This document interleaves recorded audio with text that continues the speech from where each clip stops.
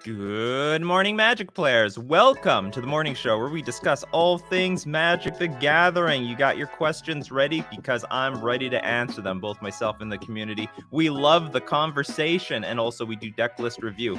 So if you got a 75 you need some feedback on, always wanted a million eyes looking at the deck list to see how we can fix the win condition, fix the mana base, fix that sideboard. You can submit it to us, and both myself and the community, we will take a look at it. So brew up that cup of coffee. You can get ready to brew up the Magic conversation. Welcome to Coffee and MTG for February 17th, 2021. Welcome. I am your host, Nikachu, the Merfolk Master, and it is time to have another wonderful morning with all of you. Oh my God, everyone is ready. Morning, Steven. Morning, Chris, Frederick, Peyton. When are we going to see Prison Merfolk? It's possible, but Blood Moon is just a much better prison card than Merfolk. Welcome, Ben, McGregor, Papa Joe, MTG Ectoplasm. Good morning, Mobile Enthusiast. Waiting here patiently for the juicy modern content. Oh, we've got all the content for you. BBB, good morning. Good morning, Fraser, Ben, Benjamin. Oh my God, you guys are flooding me with the good mornings. Hawkburn, Tarantula, Sith Throne, Alexandro, Stephanie, Mikey J. Greetings, everyone. I've been gone for a while. What did I miss? Oh, what did you miss, Mikey J? You missed everything. I know. What was it? It was a Corbin Hostler who was on vacation or something. I don't know what was up, but it said his phone was off for a day, and then he turns it on 8 hours after the BNR announcement, and is like, oh my God, what the hell did I miss? Georgios, Matsie, Cactusov, Vishmok. All right, everyone, listen up. Hey, Nikachu, here are a couple of cards I'm thinking of adding to my modern dredge deck. I don't see many cards. Doesn't work like that in this chat. Majestic Elf, Andreas, this and Andreessen. What do we got here? Stephanie, when are you going to be sponsored by a brand of coffee? Look, I mean, we tried to do that on day 0 of Coffee and MTG. We tried. There is a brand of coffee that I was even just putting out there for free. And then I went to look for some sponsorship, and they said, you know what? We don't have anything for you today. We don't have anything for you. And then I don't mention their brand name anymore, ever. So that's that. But you know what? Everyone else, Tim Hortons, McCafe, I'm open to all sponsorships. Hugh says, I'm half awake, but good morning. That's right. You got to get up for the morning show. If you want to be part of the show, be part of this action, you got to get up for it. Olaf, good morning. Lawrence, Ugly Hood Rat. You got me into Merfolk. You're welcome, or I'm sorry, pending how that turns out for you. Good morning, Pepper. Alan, good morning. Do you think Saheeli combo can be good now? I don't want to say it's I think Saheeli combo is one of these combos that is never great. I don't know what would make it well positioned, but it's certainly not bad, and there's definitely a lot of room to play this deck. There was apparently a lot of room to play it before. There were several Saheeli combo decks actually available. I think one in a Niv Mizzet shell, and I think one was in the Valky combo deck. I don't know if that counts though. Bizarre Trade Mage, Gravecrawler. Oh yeah, I remember. I don't know if Gravecrawler is Gravecrawler is not that great because you don't necessarily have you need a zombie in play, and if that happens, you don't want to spend mana on your creatures for the most part. I don't know about Bizarre Trade Mage because that's 3 mana, and Dredge can do needs to get their game going on a lot faster than that. But it seems like an okay card. I bet if they ban some cards from Dredge, they might choose Bizarre Trade Mage because it's like a Bazaar of Baghdad creature. Prison Merfolk can happen if we get back to basics. Yes, if that is a thing which we can look for. That could be the new thing for us. Hey, Pierre Luca. So if you're new to the show, you have never been here before, if you want to get your questions answered, please give me 3 question marks before the question, 3 question marks after the question. Helps me find your questions amongst all the comments between my multiple YouTube channels and my Facebook fan page. Or if you want to cheat the system, you can donate with super chats, pushes your comments above everybody else's. So good morning to everybody. Okay, and whoops, I don't want to skip anybody here. Begengar, hello. What do you think is better, green-black infect or blue-green infect in the current meta? Good question. You know what? It might be close. It might be closer than everyone thinks. Traditionally, blue-green Infect is just better because having an genuinely unblockable creature with Blighted Agent and having access to at least some counterspell, some blue disruption is nice. But hey, the Thoughtseize is pretty good. Thoughtseize is also still pretty good and might have been underrated in the last metagame. I can't say that either of them are technically better right now. And I know Willie Hall from the Will Hall Experience, he got 5-0s with green-black Infect. I don't remember him getting anything with blue-green Infect, so maybe black-green Infect is a little underrated. In the grand scheme of things. Was it Plague Stinger? I think that's just the flying Infector. There's a lot of metagames where this is going to be a pretty good Blighted Agent. Like, it's going to do the same thing. I don't know if that's the metagame we're entering. I know that was the metagame that was in the past. There weren't a lot of flyers going on in the Uro metagame. So if you had a flyer, just might as well have been an unblockable creature. Antonin, hi. How do you think that Modern can be played competitively on a budget? Prowess. Prowess is a really powerful deck. Not many expensive cards. You might want to look into something like that. And it depends on your budget. Like, what do you consider budget? You just want to spend like $400? You want to spend $100? Probably the most budget deck, however, is probably Prowess. Very strong, explosive, mostly composed of commons and uncommons and just some like common creatures. Swift Spear. Soulscar Mage might be your most expensive card. And then you can upgrade it over time with things like Seasoned Pyromancer if necessary. And I guess Stomp. What about the new Modern meta? It is all over the place. You know, as far as I'm there is no Modern meta at the moment. It is like any... Here's the thing. So this is very similar to when Stoneforge Mystic got unbanned and they banned Faithless Looting. A lot of people are now exploring really old decks that they like and they want to see, okay, is this good now? I want to see if this is good now. So there's just a lot of random stuff popping up in the metagame, really wide open. It's going to take a few weeks for things to settle down, at least a week. So right now it's totally random. I played against like Esper Stoneblade. What else did I play against yesterday? I mean, I just played against decks I can't predict, or I couldn't predict at all. Matze, Modern Dredge with Silver Smoke Ghoul or Bloodghast? Good question. You know what? This is a question for Sodek. I know someone asked about Bloodghast, and Sodek replied that, you know, maybe it's time for Bloodghast to come back, but I'm not sure what the differences are between the two.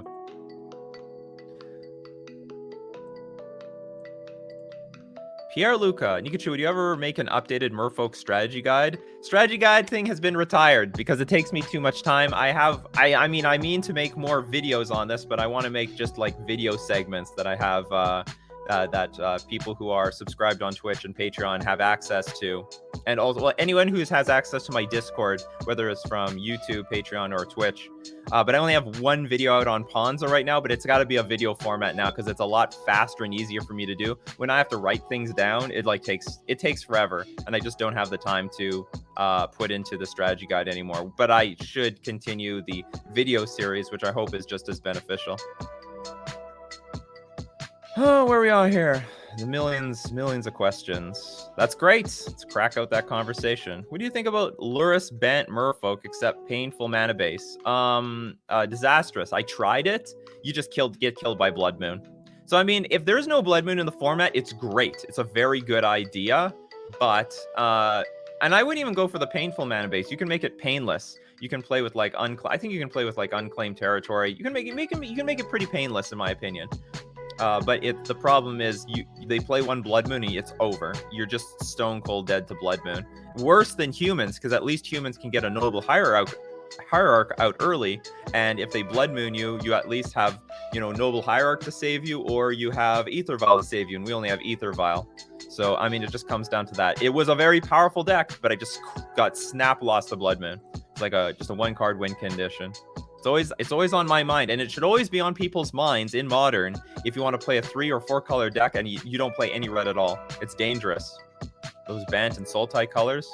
What are your thoughts on Demir Rogues in Modern? It's got to prove itself. It's got to prove itself. So I mean, it's a nothing deck until someone has to make it work.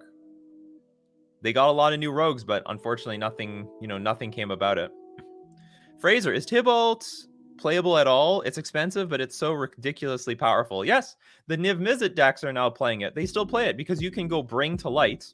So here's the deal. We can still cheat Tibble. Not the worst cheating. Bring to Light. So the Niv Mizzet decks, they're still playing this card because we got Bring to Light, which is a blue, green, and 3 generic. Converge. Search your library for a creature, instant, or sorcery card with converted mana cost less than or equal to the number of colors of mana spent to cast Bring to Light. Exile that card, then shuffle your library. You may cast that card without paying its mana cost. So you can still cheat Tibalt with this because you're going to search for Valky and then you're going to choose to use the other side. They didn't exactly. They fixed how Cascade worked. They really should just be fixing how double-sided cards work. Like when you search the deck, you can only search for the front side, not the back side, ever. But anyway, so this is a way of cheating out those double-faced cards at the moment. Anyway, this is how it is. Spend 5 mana, look for Valky, God of Lies, and you can get your Tibble Cosmic Imposter. And honestly, it's not that bad because at 5 mana, you could get anything. You could get a Niv Mizzet, the Reborn. You can get a Supreme Verdict. You can get anything you want. So I think Tibble Cosmic Imposter is generally the least of our worries. But it's still going to be a modern playable card. Not nearly as playable as it was before. I mean, that was a tier 0 deck. Did you see the top, like the modern challenge? It was just all Tibble decks for the most part, and a few burn decks. I've never seen like such a BS number of like decks. That was probably the most oppressive deck ever in modern. It was worse than Hogak, worse than, like, at least in the Hogak meta there was at least some things pushing back, like Mono Red Phoenix and Eldrazi Tron, and there's one other deck, but there was like a little bit of something fighting back. In this case, there was like nothing fighting back, just a smidge of burn. Ray asks, with the format bans changing everything, would this be a good time for new players to get into Eternal formats? Do you have advice on navigating Magic the Gathering online for a beginner/arena player? Okay, so my only advice for people on Arena, it doesn't matter. Like, Arena will hold your hand, and this is how this works. Here's our beginner series. This is how you attack, blah, blah, blah. Now, Magic the Gathering Online is a completely different story. It is a disaster. It is not intuitive. It's very painful to learn, and really there's no good way of learning it. My absolute advice, though, is if you're going to play on Magic the Gathering Online, and you can sink a bunch of money into a deck if you want to, or you rent, I don't care what it is, play in the tournament practice room. It's free. It's free. You get to play sideboarded games, and you can blunder all you want learning the client until you feel comfortable playing in leagues for money. Like, you will screw up. Everyone does, because nothing about it is intuitive. Like, you might be wondering, why is the turn passing through my attack step? Because you don't have a stop at your attack step. So I don't really have any beginner series personally, but I will say every beginner should spend the first month learning the client, practicing in the tournament practice area, which is free, costs you nothing. You can play unlimited number of games, and just get out all those mistakes there. Because when you spend real money to play in the league, and you're making stupid, like you for example, you're spreading seizing your own lands, or you're it's stuff like that. You could end up stone raining yourself if you didn't know how it worked properly. So because you have to select the spell, then target what you want to target, and then you have to pay the mana. But what if you wanted to select the spell and then try to pay the mana first? Then you would end up targeting one of your lands by accident and blow up one of your lands after you've paid the cost, if you know what I mean. So anyway, there's stuff like that.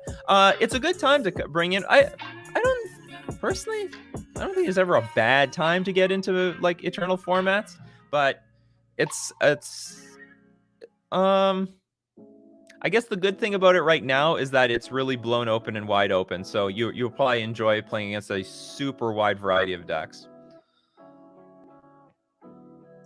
Any Back to Basics and Submerge suitable for Modern? I want Back to Basics, but it's not suitable for Modern. It will just make people like really, really upset for the most part. Submerge is probably fine though. Any chance we could see Arcbound Ravager shenanigans? Oh, you mean in the new Modern metagame? Sure, that's possible. And I say Artifact hate, super, super underrated. Like, there's no artifact hate. So if you want to play an artifact-based deck, people are saying that their affinity deck is banned because Mox Opal is banned. Why don't you try your affinity deck and see what it's like right now? Because there's no artifact hate. Maybe Karn the Great Creator is going to come back, but that card went away as well over the last few weeks. Okay, Dreadhorde Arcanist in Modern. Why or why not? No, a lot of removal in the format, so very hard for this card to survive compared to Legacy, and also just a lot... The things that you can target are not nearly as impactful in Modern. There's some decks that you'll, like, murder. Maybe you'll kill off, like, a Death and Taxes deck or something, but there's just not enough decks. Is the Modern meta more friendly now for janky decks like Mono Black and Mono Blue Devotion? Yes, but only temporarily. Over time, the best decks are going to rise to the top, and they'll probably be able to answer this stuff. What do you think about Delver, Stoneblade, in current meta? It seems to be a bit slower. Delver is just unreliable in Modern. I mean... In Legacy, this is like a staple because you can guarantee this thing flipping with Brainstorm and Ponder, cards we do not have in Modern, so you're basically blind flipping this all the time. Serum Visions is like a pretty trash card. With this, I mean, you're going to draw a random card, and sure, yeah, you can stack your deck for Delver of Secrets, but it's not very good. Not to mention, there's just a lot less... This is not that powerful. And again, same thing with Dreadhorde Arcanist. There's a million pieces of removal. So not only can you not even guarantee that it flips into a 3/2 creature, it's like impossible to defend as well. Blue does not have the free counter spells with Daze and Force of Will in order to protect their Delver of Secrets. So it's harder to flip. You're gonna spend all that effort into something you can't protect. That's why Death Shadow, in my opinion, and I've said this many times before, Death Shadow is your Delver deck of Modern. 1 mana giant creature. Instead of Tarmogoyf, you've got Scourge of the Skyclaves. And sometimes you have Tarmogoyf, you know? So in my opinion, the Death Shadow deck is the Delver deck that you want to play, and plays very similarly. Strong, cheap threats, strong, cheap interaction. So Delver can't survive in Modern, and I don't know what to do to make it better. Because it's just all the cards that you see in Legacy and all the archetypes surrounding that format is just very different compared to what we have in Modern. What do you think of Delver? Oh no, I already answered that. Sith Throne. Thoughts on Abzan midrange with Stoneforge Mystic in the current meta over Jund? Yeah, it's probably fine. I mean, I think Path to Exile is a bit underrated at the moment. Thanks again, Death Shadow. Death Shadow is a really big archetype. Should Naya Modern Zoo go bigger or more quick landfall based in the new meta? You know what? I would think going faster is better. Going faster is always better in an unsolved meta. So as people try to figure out what's going on, just be fast. Just have a really good, fast, proactive plan. Go mid-range as people start like being able to play around really fast strategies. Always it's why Burn is so good when there's a big meta shift, or why these aggro decks are the most optimal, because like whatever is just like clearly moving really quickly to just kill off your opponent is whoever's being the most proactive usually ends up winning. We would use Tidal Warrior if it's going to be in Modern Horizons 2. I would look into that. I would seriously look into that, especially since like if anyone doesn't know what Tidal Warrior does. Full card. I don't think this would put Merfolk over the top, but it'd be nice to have access to. Target land becomes an island until end of turn. That's very useful. So if I have nothing else to do, I'll either fix my mana, turning my Mutavault into an island, or I turn my opponent's lands into islands. That would be great against Tron. It would be great against, or I wouldn't say great, but it would be useful against, what's it called? Amulet, or any Titan deck, to siphon off some of their Karoo lands. Turn into just single lands. Bad at Magic. I run Village Rites in Rakdos with Skelemental and Kroxa. Feels good sacking on the triggers and in response to kill spells, but sometimes it's a dead card. What do you think? You know what?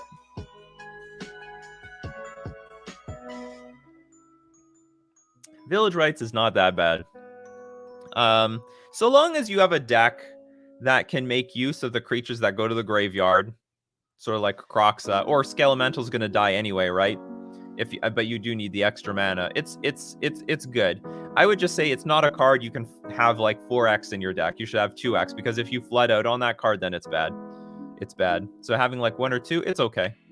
I wouldn't say it's the greatest value in the world, but I mean, if a lot of your stuff goes to the graveyard anyway, why not?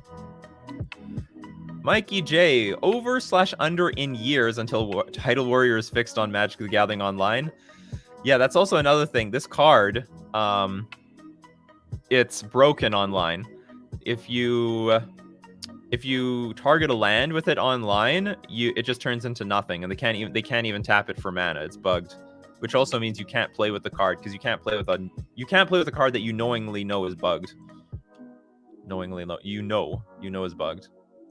Why not Disrupting Shoal instead of Force Negation? Any thoughts? Because it's hard for the converted mana cost of the cards in your hand to line up with your opponent's threats. And by the way, if you try to counter Planeswalkers like Jace the Mind Sculptor and Teferi, Hero of Dominaria, and cards like Cryptic Command, which you need to counter, it can't counter those things. So Disrupting Shoal,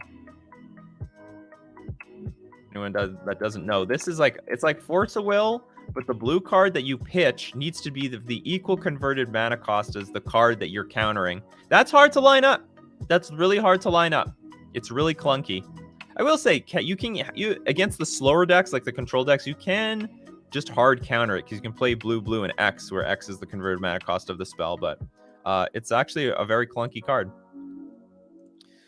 Mark Oliver, do you think Blue-White Stoneblade is still strong? Absolutely, and Stoneblade's coming back. Stoneblade's definitely coming back. Stoneforge Mystic, super underrated. Isn't it hilarious that card was on the ban list for like forever? And they always said, if you unban Stoneforge Mystic, you have to ban Batterskull. I think people just grossly overrate the cards on the ban list. How long are those artifact lands going to stand there for? How long are the artifact lands going to be on that ban list? How long? Throw those poor Ravager players a bone. Oops, I lost my place. Thoughts on Quicksand versus Prowess? I'm brewing a modern lands deck, so it's not clunky in my build.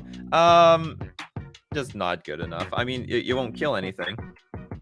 Because against Prowess, you know that so Quicksand, this is an old favorite of mine. I used to play this in the very first deck I ever built. It was good at the time. But anyway, you can sack it and give target attacking creature without flying -1, -2. So you can kill a lot of 2 toughness creatures, but they have to be attacking. It'd be great if they're not attacking. That would be great. But anyway, they have to be attacking. So that means if a Prowess creature is attacking you, they probably can get bigger. Like if this has to be on board, they see it already, right? So there's no way they're walking into it. Like you'll sacrifice the land, they'll play 1 instant, pump up their Prowess creature, it lives. They'll have 3 toughness. What do you think about open the Omen Paths in Oops All Spells?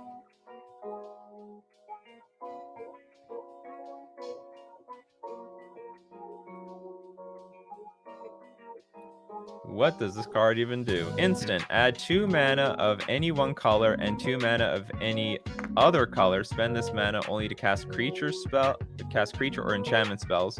Creatures you control gets +1/+0 until end of turn. I have no idea what this is for. You gotta be a little bit more specific here, Jason. I have no idea what you want to do this for. You can't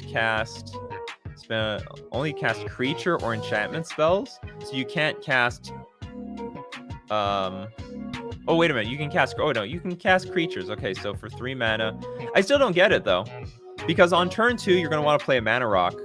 Like, all you need is 4 mana by turn... This is 3 mana, so that's not going to be on curve. Because on turn 2, you're going to play Pentad Prism, right? I think it's very simple. You just play a random Mana Rock. I don't know.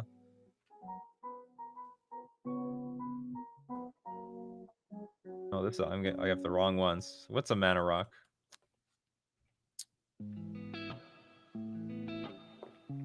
This isn't a good example, but I'll just throw Mind Stone up here. All you have to do, if you want to get the turn, because you need this all on curve. You just go turn 1 land, turn 2 Mind Stone, turn 3 combo, because you need 4 mana by turn 3, and this is the best way to do it. I don't think this ritual helps you, in my opinion.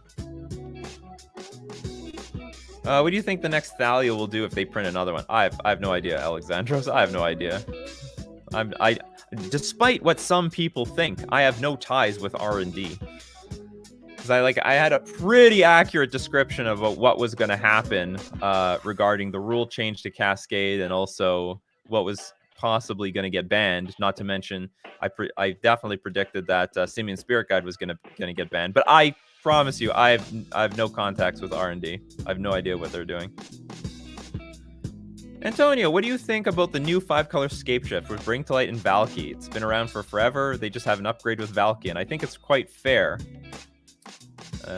But it's not a new deck. It's a pretty old deck. It's been around for a while. It's been a fringe deck for the most part. 5-color mana bases get crushed by Blood Moon. Bring your Blood Moons out, people. Play your Goblin Prison. Play your Goblin Prison. Spencer Ward, do you think Affinity playing Dispatch and Path to Exile would be worth the white splash? Why do you need to splash white? Like that? Oh, no, yeah, you sort of do need to splash white. Yeah, I mean, it's possible. It's possible. I don't know what... I mean, Affinity splashing some color is just necessary. I don't really want to say what is really well positioned right now in the metagame, though, because hasn't settled down like whatsoever. So I have no idea what's going to be the best deck. I gotta wait like 1 or 2 weeks for me to make one of those decks to beat videos. Black red modern band card tier list when? Soon. The next one will be red. And I'm glad that they made the bannings beforehand, because now I can include things like Simian Spirit Guide and Tybalt's Trickery onto the list. Like I'm missing now with my lands video is sort of out of date now because Mystic Sanctuary and Field of the Dead are banned now. What do you think overall is better, Horizon Land or Fetch as a utility land? Probably Fetch Land, only because Fetch Lands let you play more colors without being too weak to Blood Moon. So you can fetch the basics. It has a really good strategic component, and I think in the long run you're taking less damage from Fetch Lands, whereas the Horizon Land, you can't play around Blood Moon, and you take damage from it every single turn as you tap it for mana. So I think they're still both great cards, but I think Fetch Land literally is a literally better land for the decks that want it.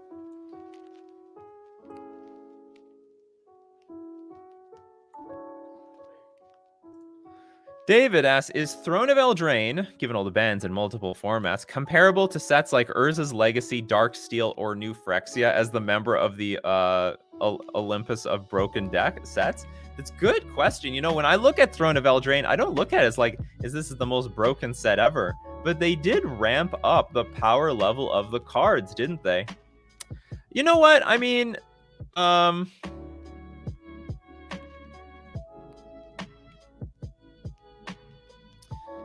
I would say it is maybe the Urza Saga of our time, but it is not as nearly as busted as Urza Saga. Like, Urza Saga had, like, turn 2 decks in Standard. I mean, we don't even have that. Well, maybe we have some sort of turn 2 decks, sort of, with Tybalt's Trickery. People trying to BS their way with, Tormod's Crypt and crap like that. So maybe it's comparable, but not really. Like, those decks back then, I mean, those were ridiculously OP, and they made a huge impact on Extended at the time.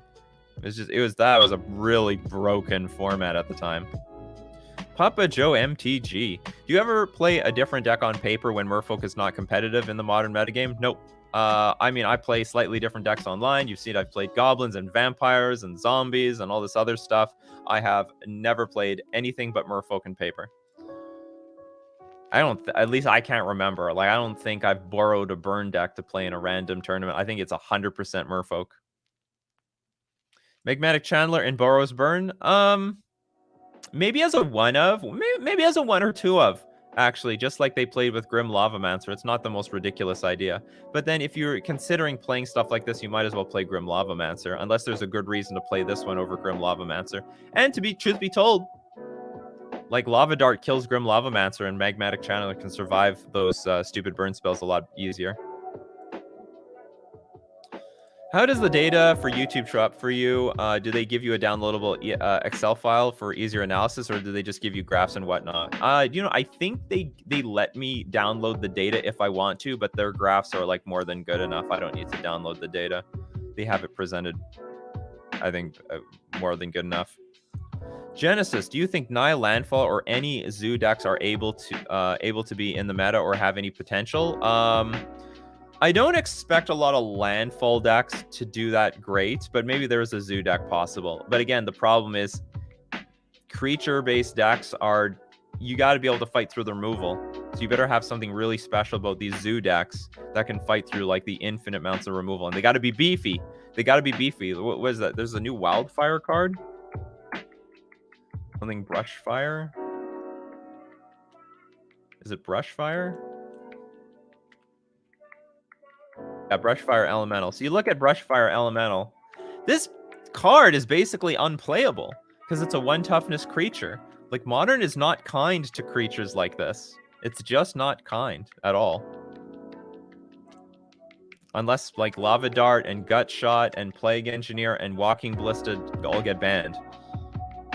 Matze, what do you think would happen if Brainstorm was printed in Modern Horizons 2? I think it would get banned. I think it would get banned really quickly.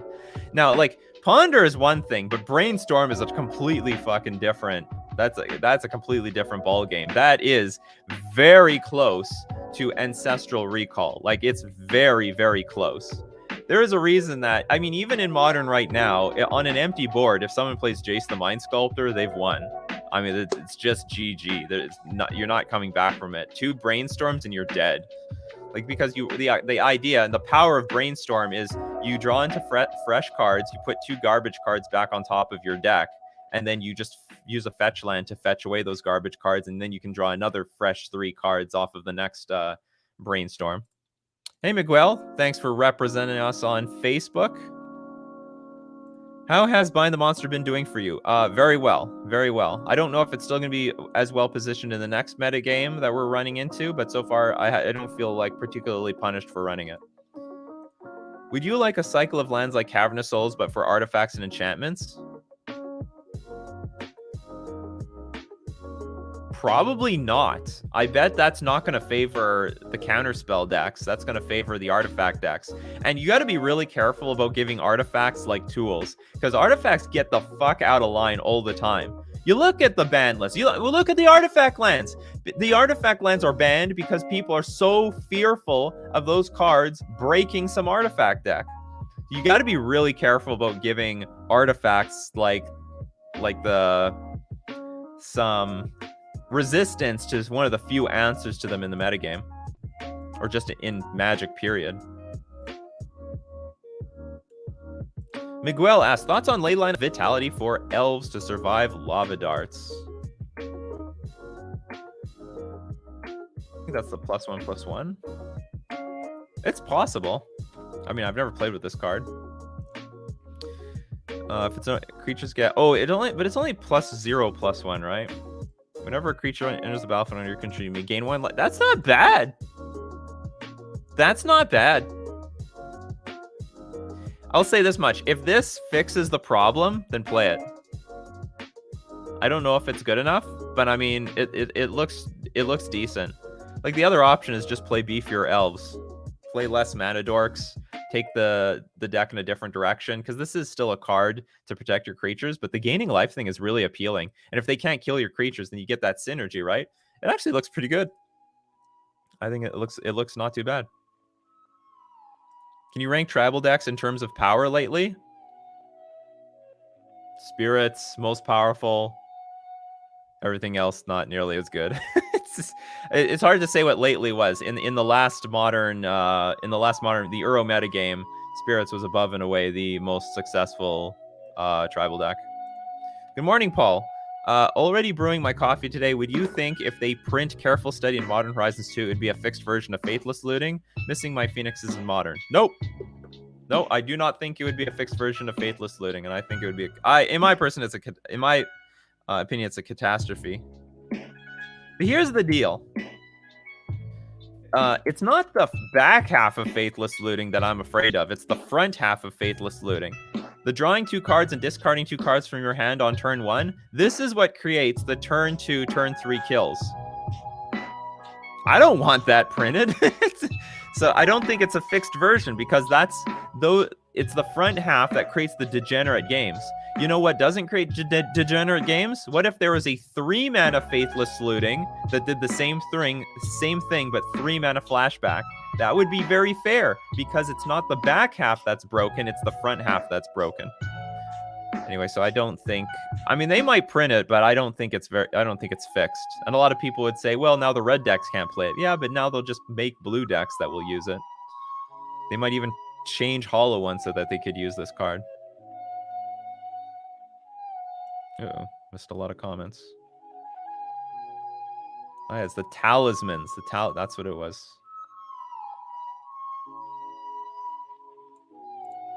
Kelly asked, good morning, Nikachu. I love the meta after the bans. What do you think? I hate it. I know it's best for everybody else, but you know, I was very comfortable with the last metagame. It's for the better, though. I want a big modern metagame. I want everyone playing modern. I think that's the best for modern. How do you think spirits will hold up in the new meta? I think they'll hold up relatively well.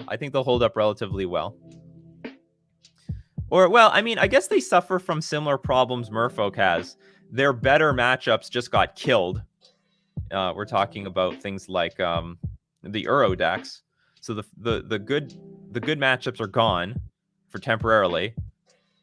We don't want to see like more prowess and more of these degenerate combo decks. So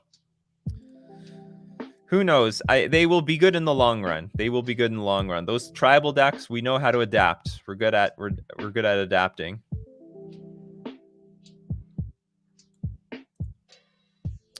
How dominant do you think Heli Company really is without Magic the Gathering online restrictions? Much. I think, you know what? I think it's quite a bit more. I think it's something like 5. You get an extra 5% out of that deck. Your win rate would be like, if you were a 60. I don't know what the actual win rate of this deck overall is, but if it was 60%, it probably goes up to 65%. Just because you guarantee a win on paper, whereas online you don't. It's a bit ridiculous. Online, having the ability to make a very large amount of life is useless. Although it might be a little bit more useful now that Field of the Dead is gone, because it was Field of the Dead that fueled the deck to attack for like 100 points of damage every turn and exhaust the Heliod Company's deck ability to gain life, because you're basically gaining 1 life every second with that deck, and so you can gain like basically 60 life per minute. It's just not enough if your opponent is attacking for millions of damage.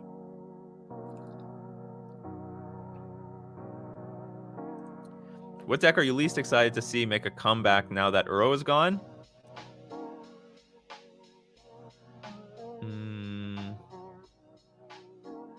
Oh, Titan. Amulet Titan. But it wasn't really... It didn't have anything to do with Uro, though. It had to do with Tybalt's Trickery. Tybalt's Trickery, like, crushed all the Titan decks. Eden! Hi, Nikachu. Do you think Edge of Autumn can see modern play, maybe in Dredge, for a free card draw? Let's see. 2 mana. Green card. If you control 4 or fewer lands, switch your library for a basic land card, put onto the battlefield, tap, then shuffle your library, and you cycling sacrifice a land. Nah, I don't think this is good enough. They don't want to cast it. I mean, all it is basically cycle for free, but it doesn't have any utility outside of that. You know what? I really don't want to dismiss this card completely. You get to do this for free. So if you dredge and you still have dredgers in the graveyard, sacrificing that land might not be too bad. But make no mistake that dredge does want to make their land drops. They do want to make their land drops. There comes a point where, you know, you want to play Ox of Igonus, and then you want to play, you know, Life from the Loam, get stuff back at the same time. Like, they do want to make their land drops. So I don't know. It's hard for me to evaluate, like, does having a really explosive start worth more than grinding out in the long game? Because Dredge can go the long game if they want to. Harold asks, where would you have ranked Field of the Dead and Mystic Sanctuary? Okay, Field of the Dead would be a clear A tier, like clear ban. And I was thinking a little bit about Mystic Sanctuary. I think this is just... At first I thought it was going to be a clear ban, but I think it's more like... Well, I don't know, because this public perception says it's a clear ban. But from my perspective, it's just good enough to be a ban. I think it was like one of the more interactable cards of all all the cards on the ban list. But I have to admit, turning any of your fetch lands into Mystical Tutor, it's pretty good. It's pretty good. It's too free, but I don't think it's the most busted thing there. So it's somewhere between clear ban or just good enough to be a ban. I would prefer to have it on just good enough to be a ban. EJ Styles, what cards from the your Merfolk toolbox are you using for this new meta meta, even though it's only been a few days? I'm playing almost the exact same deck as the last metagame. I think I just have Bind the Monster in the main deck over something else. But so far, deck not successful. I have a pretty poor start in this new modern metagame because the decks I'm up against are completely random. Pretty difficult when you're up against random stuff. Carlos, how would you design the next blue Magic cards if you worked at Wizards of the Coast? Not visually, but mechanically. I would take blue in a completely new direction. I think there is no creativity in blue. You know what you know what my favorite Magic cards is in design? Oh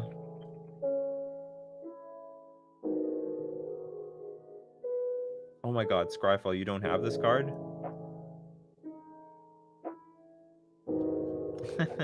Scryfall doesn't have troll magic cards. I'll get it.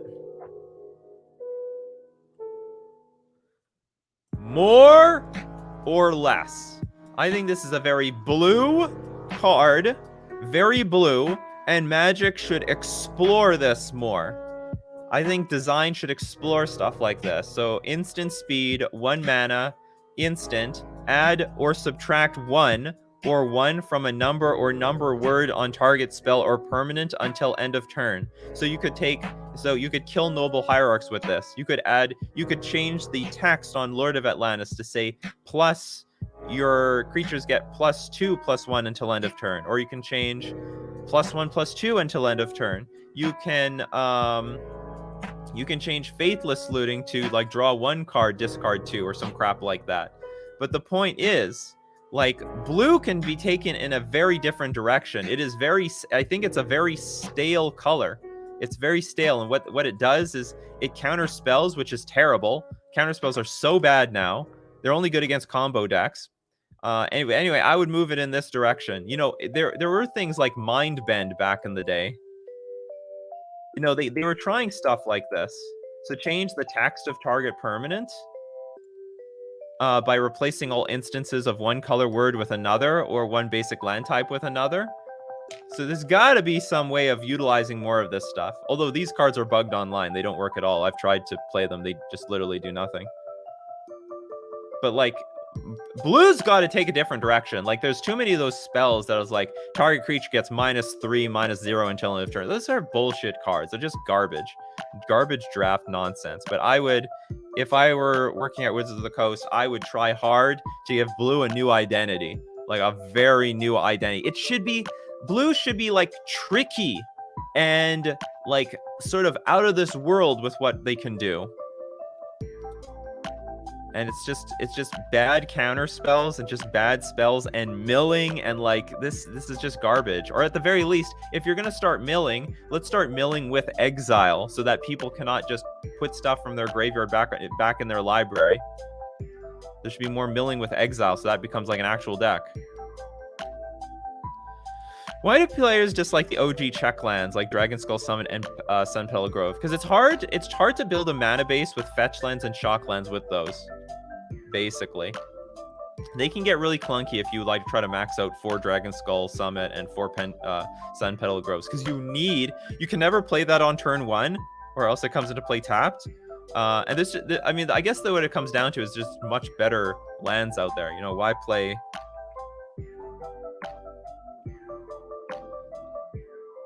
Why play Dragon Skull Summit? We can play Blackleaf Cliffs, and this is going to come into play untapped on turns 1 to 3, which, by the way, is the more important turns. Because if you have a handful of 2 Dragon Skull Summits in your hand, then they're going to come into play tapped, and it's going to be really clunky.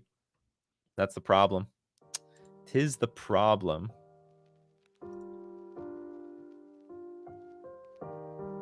Are Prized Amalgam and Silver Smoke Ghoul enough zombie synergy to make Gravecrawler work in Dredge? Oh, yeah, that's, I forgot about it. Prized Amalgam is also a zombie. But the thing is, let's say your Prized Amalgams are in the graveyard and your Gravecrawler's in the graveyard and your Silver Smoke Ghoul's in the graveyard, then you can't bring Gravecrawler back onto the battlefield. Like, that's the I think that's the underlying problem. Like, everything's in the graveyard. You need things like Blood Gas, which you can use to get onto the battlefield without, like, you don't want the Prized Amalgams and Silver Smoke Ghouls giving you the Gravecrawler synergy. You want something else to give these cards the synergy. Mobile says, have you seen the supposed leaks for the Innistrad Japanese booster boxes? It seems that there will be a new Renin 6 and Teferi. Still many months left for that. Let's see how Wizards of the Coast destroys the format. Well, you should be a little bit more hopeful about what Wizards of the Coast will do. Magic has survived many years. I mean, I don't know if anyone was there for the Hogak Summer or Eldrazi Winter, but I sure was. I haven't seen the leaks, though, so I have no idea what's going on there. Not your typical comic reader. Do you think Storm will make a temporary comeback as a reaction to the recent bannings?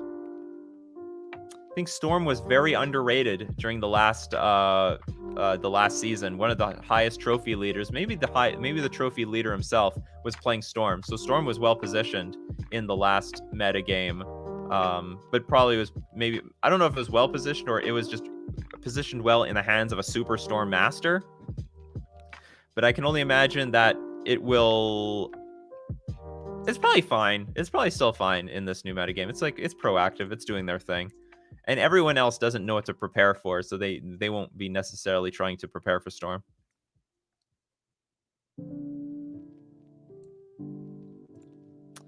Camo Kid, what do you think the best modern deck will be now post is banned? Now post banned. I think it's going to be a Titan deck. I can't be certain, but I think it's going to be some sort of Titan deck. Titan was one of the most powerful decks while Uro was still around. And now that Uro's gone and a lot of other cards are gone, the fact that they lost Field of the Dead doesn't mean shit. Full hack, go done shot tab. With the huge amount of bans in Modern, what do you think will be the top 3 most played in Modern now? I have no idea. Gotta wait. We gotta wait and see. Just gotta wait and see. We gotta let the chip. Everyone's gonna try. Everyone's gonna get in the metagame at once, and then we just gotta see how the chips fall. I can't predict these things at all. It's very hard to. I can predict what people will try. I can predict people will bring up Thoughtseize. I can predict people will bring back Stoneblade, but I can't predict what will end up being the best decks until everyone figures it out. Pesto says, happy to see me. Happy to see you too. Remaining Horizon lands will be printed in Modern Horizons 2? That's a tough question because they usually don't have two like land cycles in one set. And they're bringing the fetch lands back. So if they're bringing the fetch lands back, do they have room for the Horizon lands? Like that's tough. That's really tough. I don't know. I want to say yes, but they just don't usually have like multiple land cycles in the same set. You have plans to do meta predictions now that Uro, etc. got banned? I do have plans to give, like, you know, decks that win, decks that lose out of these bannings. I do plan to make a video about that. RG, with fetches and the new snow land, would you try Icefang in Simic? Thought versus Tron, Jund, and Shadow? No, Icefang is way too defensive to be playing in Simic Merfolk. Way too defensive. And also, Merfolk doesn't curve into 3 lands so easily, so it won't even have Death Touch most of the time. I don't know what that means, though. Thoughts versus Tron, Jund, and Shadow. I think Icefang would be terrible against all of them. Like, it doesn't do anything versus Tron. Jund will have infinite removal. It might be okay against Jund because it's still a card draw. And I think it'll be poor versus Shadow. Voltage thinks, do you think that constant bans and ridiculous levels of power creep will eventually kill competitive Magic? Nope, it would make it better. I think there should be more bans. I think they should. Whenever Wizards of the Coast just ignores formats, it's worse. But when they're banning things fast and hard, it's better.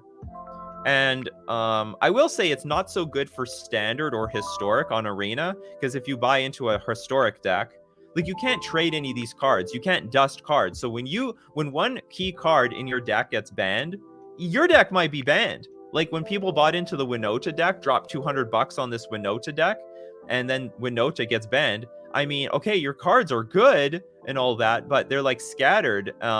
You might have to spend another $200 on a new deck, whereas on Magic the Gathering Online, you can sell the cards, you can get the cards necessary. There's more room to move to a new deck if you need to on Magic the Gathering Online.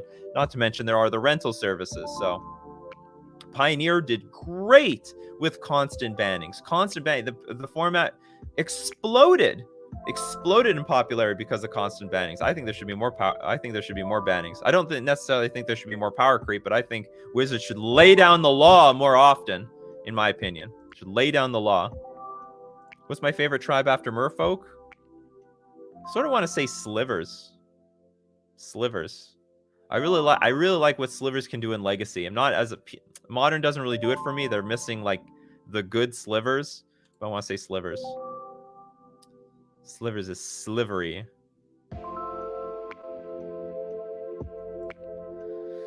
Big S941. With the new cards from Kaldheim, do you think there is any chance for even slightly viable Angel Tribal deck in Modern? No, I don't think anything in Kaldheim pushes in that direction. I mean, unless there's like, maybe not necessarily like Angel Tribal, maybe there's an Angel mid-range deck, like where you're playing like 12 Angels and a bunch of white removal spells, or you splash another color to make it happen, but someone's got to invent it. Mati Panty. What mid-range deck would you bet on Modern? Death Shadow. It's probably the most I mean, you know, that's bleeding between aggro and mid-range, but like that's like the most around mid-rangey deck that I would say is the best in Modern right now. It's got the disruption, it's got the tools, it's got a good clock. It's got it all. Georgios, do you believe now that the broken stuff are banned, more tribals are going to rise to the top? No, not necessarily. Not necessarily. Particularly, like we go again with Merfolk and Spirits, it was doing well. You know, tribal decks have access to Aether Vial and Cavern of Souls. So what do they want to play against? They want to play against counterspell decks. Well, guess what? They axed really hard. They axed Mystic Sanctuary, Field of the Dead, and Uro from the control deck. So that's not going to be good for the tribal decks because those are free wins. The most free wins I ever get with tribal is just playing Cavern of Souls and playing straight into counter spells, and they can do shit all about it. That is the most free wins I get ever.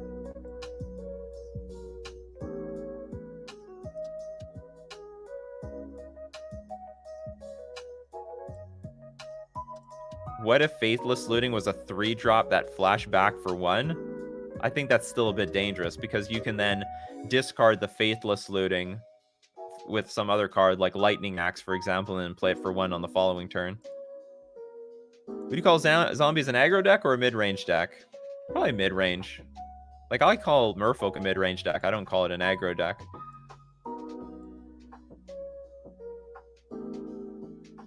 David asks, in the last Modern Mythic Championship, Matt Bass noted that Phoenix was the deck that flashback looting the most, which means that a careful, steady reprint would help Dredge more than Phoenix. But why? Phoenix plays blue. I mean, it was Izzet Phoenix for a reason. There was Mono Red Phoenix, but there was Izzet Phoenix. They wouldn't change anything. And easily, Dredge could use careful, steady, because they can play whatever color lens they want. Alan asked, do you ever have aspirations to try to be on the design team for Wizards of the Coast? Nope, not at all. Because I like this. I like being in the spotlight. I like interacting with all of you. If I got to work for Wizards of the Coast, all of a sudden you can't stream anymore. I'm sure you could be a content creator, but like it's hard. That's a whole job in itself. Like it takes forever to make and edit these videos and get them ready. Like it's hard work. And if I were to work for Wizards of the Coast, then suddenly I'm gone out of the spotlight. Got to go to Twitter like the rest of them. It's a lot easier. Just make some tweets randomly once in a while. Be a full-fledged content creator. Very difficult. Leo Temper, what do you think are/will be the best cards in blue-white Stoneblade in the new meta? And should I go more mid-rangey or control-y? What are the best cards in blue-white Stoneblade? Again, I don't know. We have to wait. Everyone's like, what's going to happen in the new meta? But the problem is we don't know what the new meta is. Like, there's a lot of these new meta questions. I would say try out your old decks and then slowly to figure out, you know, what cards are working, what cards aren't working, what do you need? So I played like a brief league the other day, and I felt like I was missing Harbinger of the Tides in my deck. It felt like I needed Harbinger, and if Death Shadow is going to go back up in numbers, I'm going to need Harbinger of the Tides in that matchup. And maybe if Prowess comes back, I might also still want Harbinger of the Tide. So but you just have to like take it. You got to play it by ear. We all got to play it by ear. I would say though, be more mid-rangey because that's a little bit more proactive. I would lean on being more proactive than reactive right now. Again, because we don't know what's coming. So make sure you be a little bit more on the proactive side than on the reactive side. Because if you're too reactive, your reactive spells won't line up with what you're up against. When are we bringing 8C's Merfolk back? When the metagame is like heavy on like non-blue spells. Maybe we're entering that era. I don't know.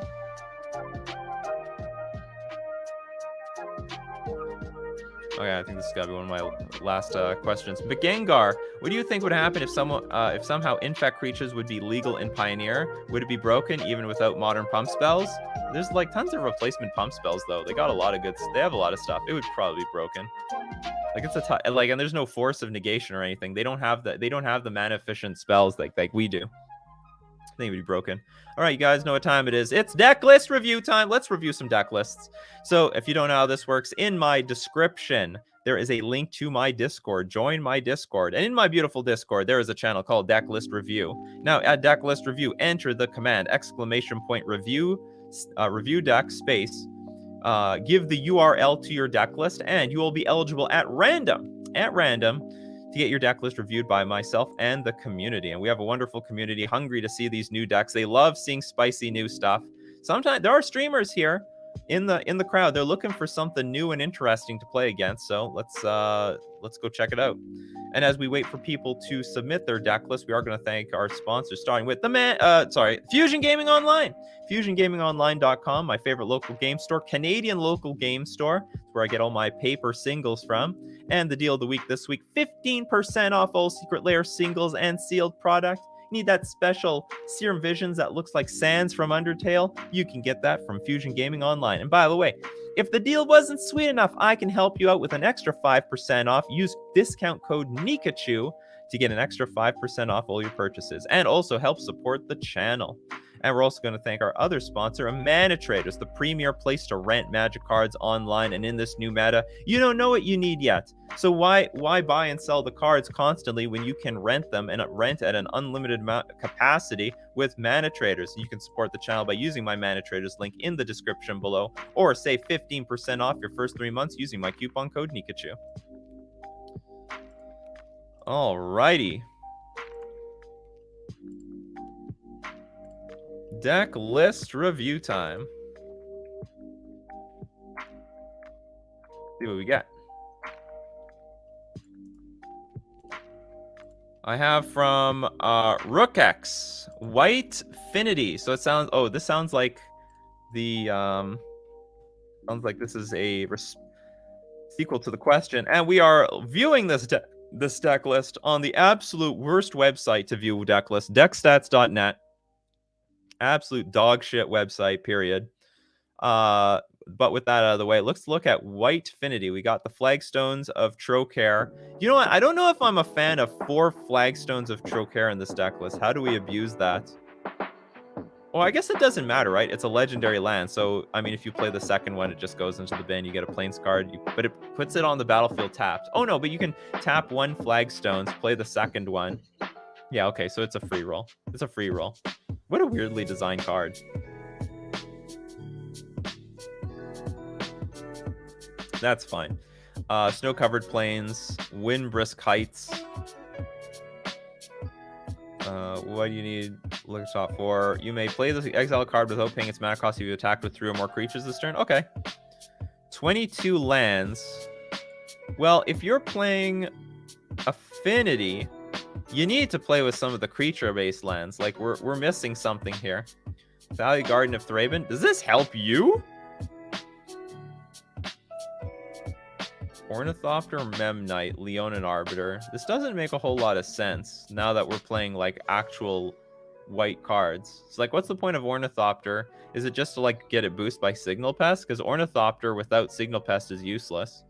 Okay, we have Angel of Invention, Flying, Vigilance, Lifelink. Other creatures you control get +1/+1, but it's so clunky. It's so clunky. Do you please tell me you have that? No, you're not even playing with the Dust/Dawn. Destroy all creatures with power 3 or greater. I love that in this type of deck. This actually looks really sick. And return all creature cards with creature cards with power 2 or less from your graveyard to your hand. This actually also looks really good in this deck. Honestly, I would dump the white cards. Just don't even bother with these things. No, this is too clunky. You don't even have the mana base for it. 22 lands doesn't support this very well. This is a 4-mana spell. You just play the normal affinity cards. Dust/Dawn, that's a gas idea. I really like this card.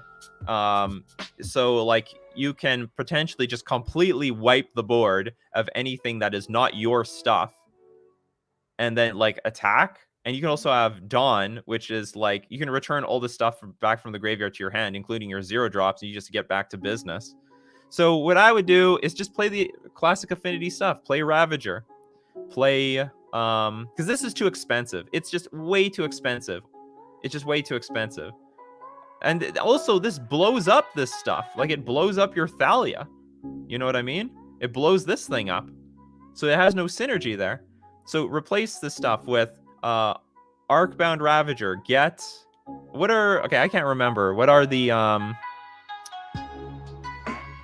all the affinity cards? I haven't played against them. What do we got? Arcbound Ravager. Steel Overseer. I start writing it out. It's coming to me. Overseer. What else is there? What are the classic? I also think you should have like Blinkmoth Nexus. You should have this in your mana base because it's free, basically.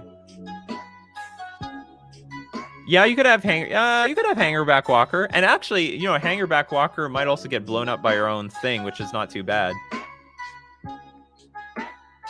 This is possible. It was a Hangar. It's like a airplane thing.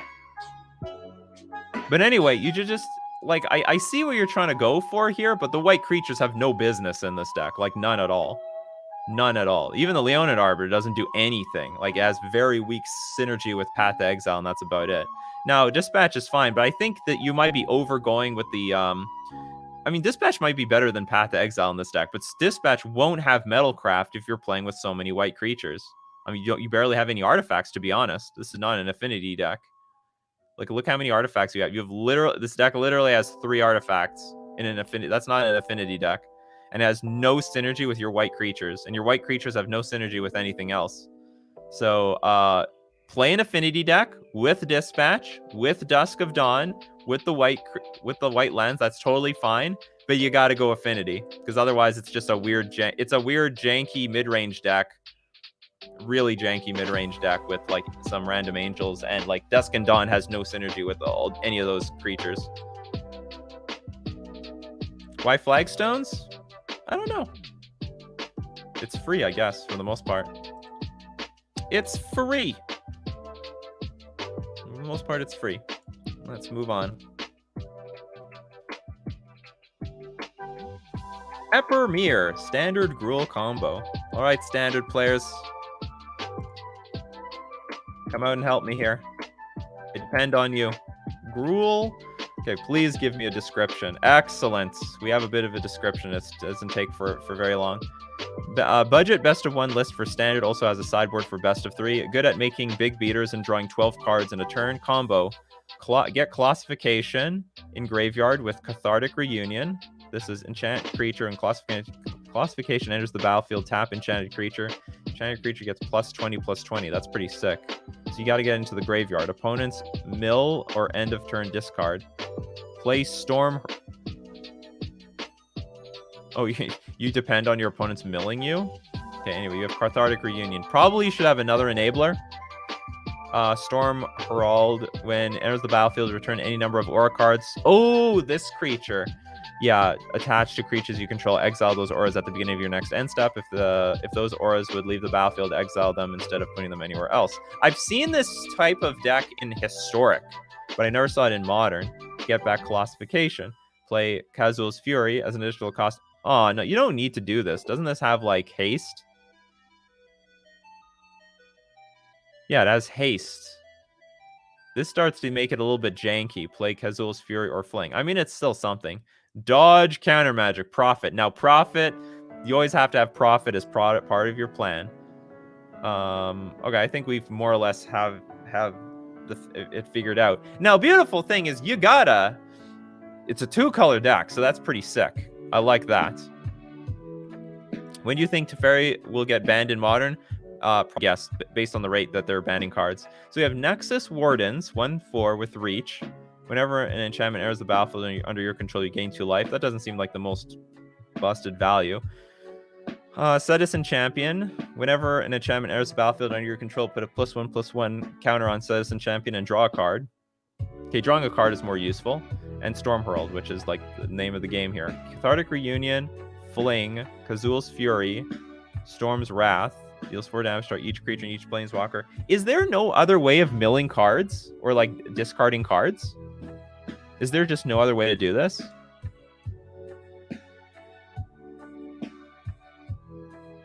This is standard. This is very standard. I know what you're talking about, but that is a very modern card. No, not instead. We should play both if we can. Thrill of Possibility.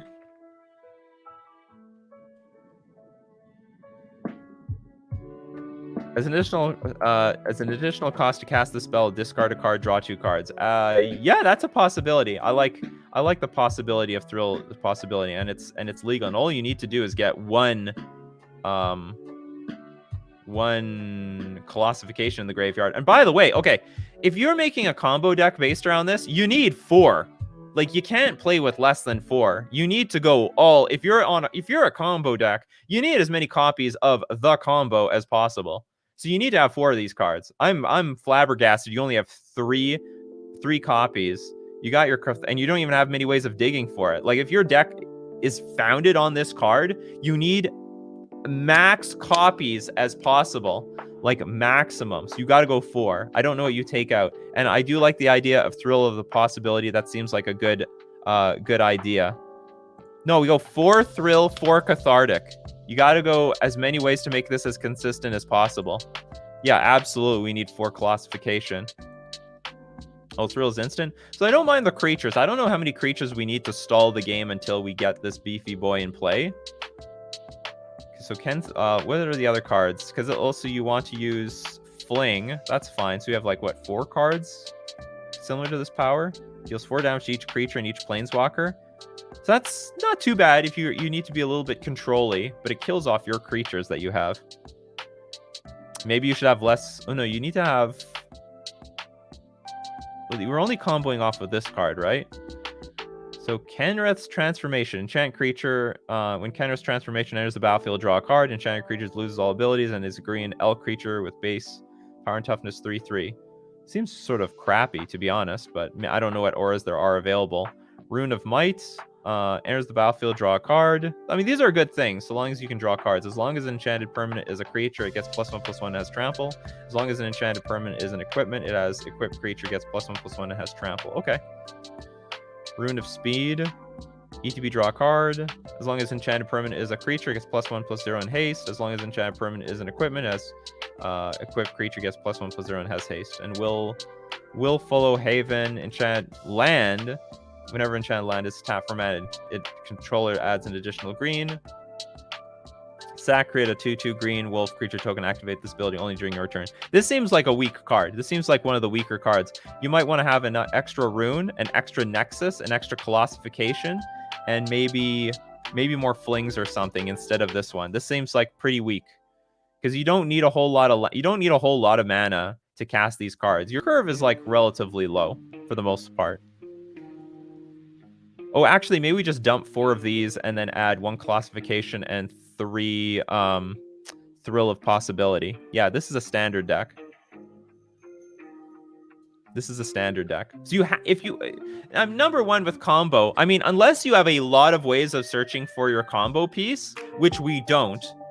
you know, we're playing standard, you need to max out on the combo piece. If the whole deck is based around this, you need to maximize your chances of finding it and getting it into your graveyard. 3 is just not enough. I'm hoping you have enough lands. 21 might be enough, especially after we play with 4 Thrill the Possibility, or 3. Maybe get rid of one of the Storm's Wraths. Get rid of 1 Storm Wrath, 4 Wolf, Willow Haven, play Thrill, and 1 more Classification. And hopefully that's bet. And hopefully this, I don't know, maybe you can like dump another creature for another Storm's Wrath. Probably no, 11 creatures is good, because that guarantees that you have a creature every single game. So you need 11. I don't know which one. Maybe this is a good card, but it's 4 mana. Hopefully the game hasn't gotten out of control by then. But then again, hold on. So, do these make your creatures bigger? This one does not. This one makes it a little bit bigger. This one does not. So even after you have all these auras on your creatures, they still die to your Storm's Wrath. Isn't there not like a better sweeper that you can play that doesn't kill off your own creatures?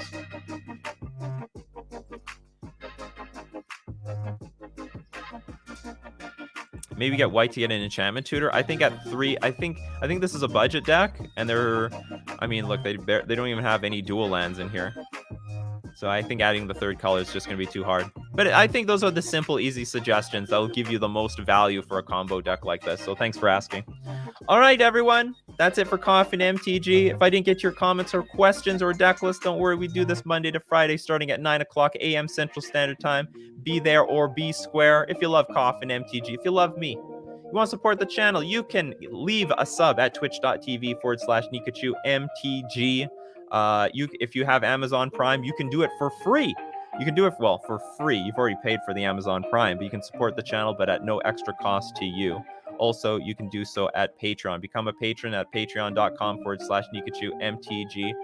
Or you can join me on YouTube. There is a join button. You'd have access to emotes that you could use during Coffee and MTG for the live show and in the comments section of my YouTube videos. So thank you very much for joining me today. Another wonderful day, another wonderful conversation. And yeah, don't forget to smash the like button before you go.